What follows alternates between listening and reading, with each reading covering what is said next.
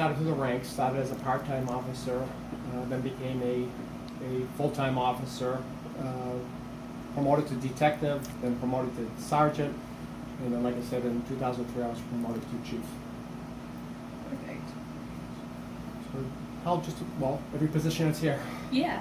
And did you start your career in law enforcement at this department, or were you at any other? I was, for a short time, I spent 2.5 years at the Department of Correction in Okay. Gardner, NCCI Gardner. Oh, nice.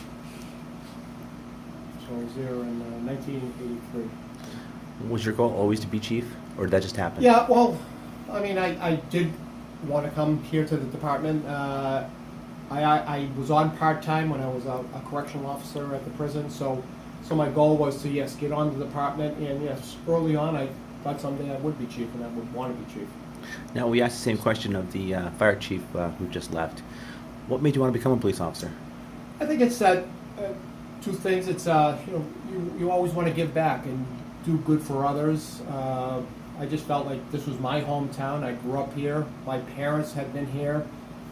We've been residents here probably close to 75 years between my family prior to this. So it's my way of giving back to the town, and I think it's nice to have that hometown touch where you know everybody and you're able to give a little bit more back.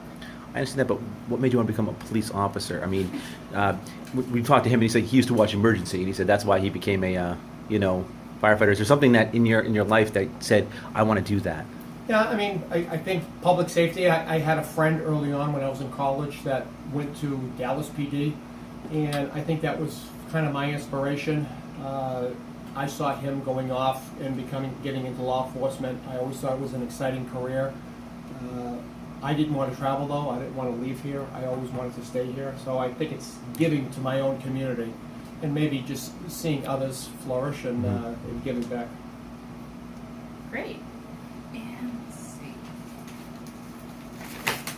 John stole some of my questions, so that's all right.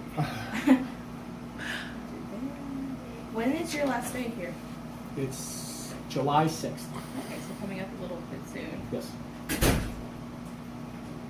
And what's next for you after this? Well, I've got a position with the Leominster Clinton Health Alliance Hospitals Oh, great. as a director of safety and security, emergency nice. management.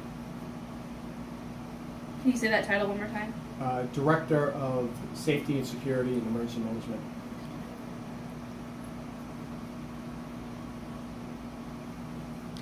Are you the only police officer in your family, or was there any others? In my immediate family, actually, and in my extended family, I'm probably the only one. Yes, yes. Okay. I have a lot of friends, but even prior, but no other family members, and no one followed me in the career. My kids, all my children are going different directions. Nice.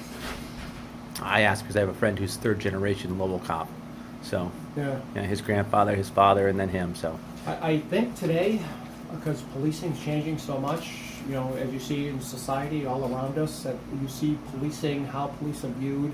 I think it's different when I began, 35 years ago. You see that change, that trend.